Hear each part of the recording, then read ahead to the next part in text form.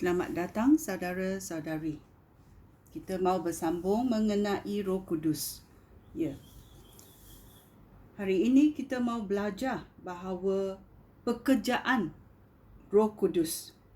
Satu, di dalam hidup pribadi kita. Ya.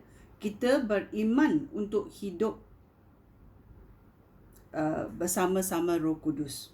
Yang kedua, kita beriman untuk berkhidmat bila Roh Kudus menyuruh kita bekerja. Okey? Mari kita mula dalam pertamanya. Bila seorang percaya kepada Yesus Kristus, penyelamatan ini, Yesus Kristus memberikan pengikut itu Roh Kudus yang dikurniakan oleh Allah Bapa. Okey? Dan kita masuk mencari dalam Alkitab apa dia berkata. Ya. Dalam Roma babak 8 ayat 16 dia berkata, Roh Allah bersama dengan roh kita mengatakan bahawa kita anak-anak Allah. Ya, bila kita sudah percaya, kita masuki keluarga baru, iaitu keluarga Allah. Ini sungguh baiknya. Ya. Kerana roh ini memberi tahu kita ada berhubungan intimate dengan Allah Bapa kita, iaitu Tuhan. Kita anak-anak Tuhan. Sungguh baiknya bila kita menerima penyelamatan ini. Dan dia memberitahu bahawa kita ada hubungan dengan Tuhan. Dalam 1 Yohanes babak 3 ayat 24 dia berkata, sesiapa yang taat kepada perintah Allah hidup bersatu dengan Allah dan hidup bersatu dengan Dia, iaitu Yesus Kristus. Kita tahu bahawa Allah hidup bersatu dengan kita kerana Dia telah mengurniakan kita rohnya. Ya. Tuhan telah mengurniakan kita rohnya. Dan kita tahu, dalam hati kita, kita tahu kita telah masuk kepada kerajaan Tuhan. Dan kita menjadi anak-anak Tuhan. Sungguh baiknya. Ya. Yang kedua, dia memberitahu kita kerja Roh Kudus adalah untuk mengajar kita. Dalam Yohanes babak 14 ayat 26 berkata. Kita mencarinya.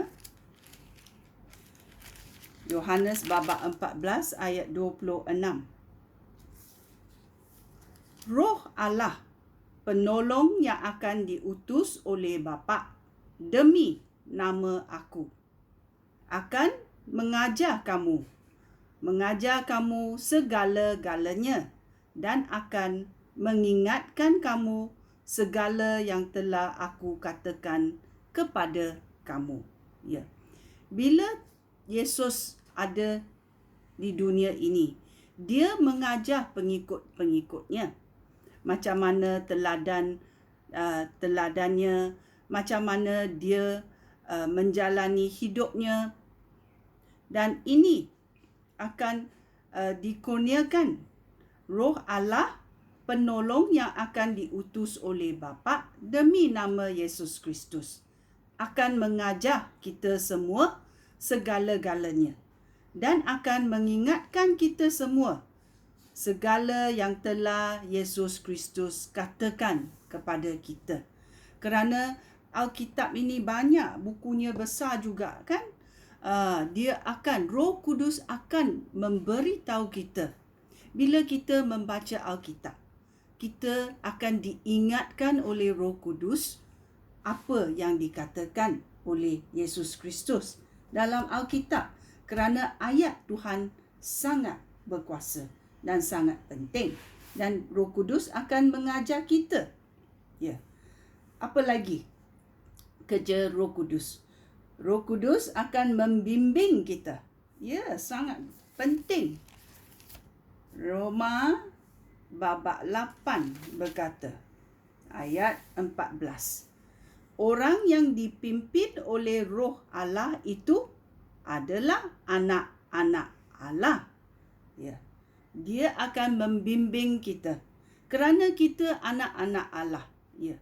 Seperti dalam keluarga, bila kamu ada anak-anak, maukah bapa dan ibu membimbing anak-anak? Ini sungguh penting. Jangan biarkan mereka merayau-rayau. Kamu sebagai ibu bapa akan membimbing mereka supaya berjalan dengan betul dalam hidup ini. Bila kita dalam kerajaan Allah, Roh Allah akan memimpin kita kerana kita anak-anak Allah.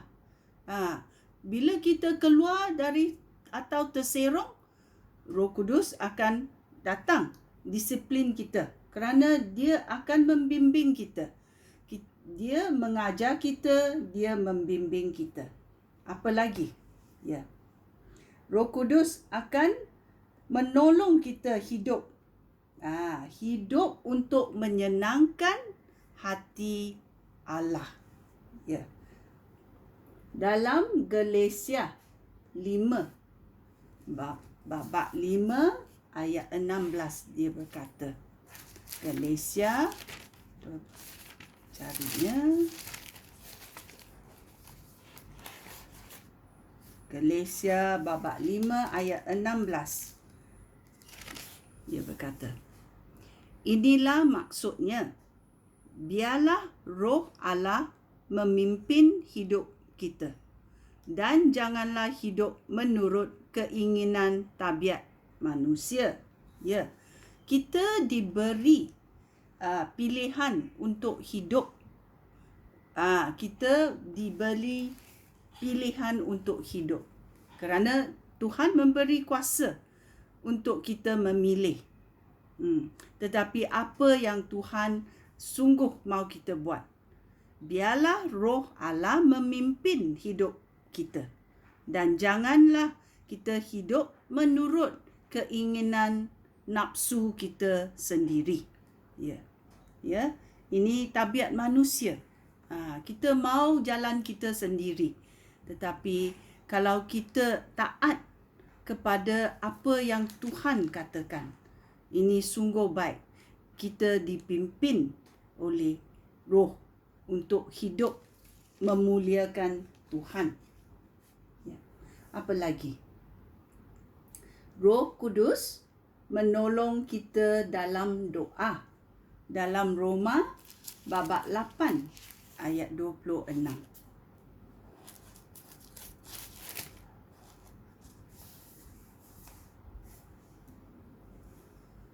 Begitu juga Roh Allah datang menolong kita. Kita yang lemah. Kita tidak tahu bagaimana kita patut berdoa. Roh itu sendiri bermohon kepada Allah dengan erangan yang tidak dapat diutarakan dengan kata-kata. Ya, dia akan memberi kita kuasa lidah, iaitu roh lidah, supaya bila kita tidak tahu macam mana kita patut berdoa, Roh Allah akan membimbing kita supaya kita berdoa dalam roh.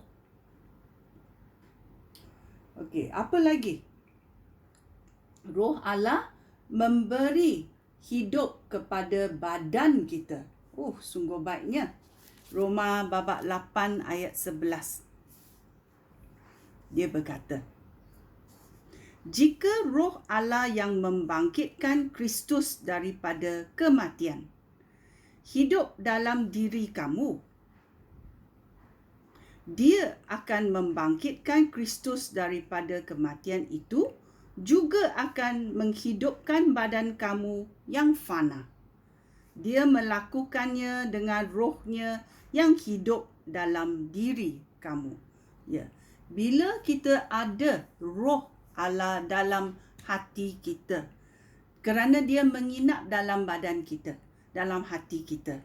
Dan apa dia berkata? Roh Allah akan memberi hidup kepada badan kita.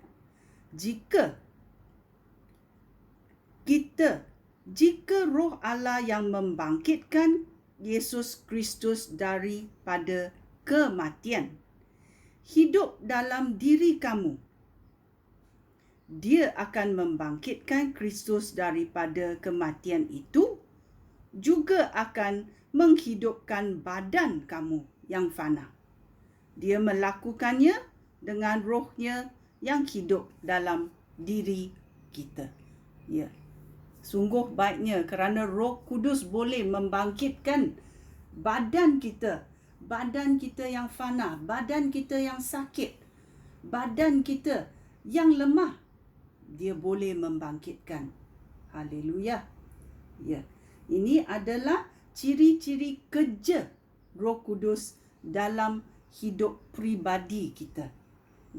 Mau kita belajar lagi? Banyak ya yang kita ada lagi untuk belajar bersama-sama Roh Kudus. Sekian, terima kasih. Shalom.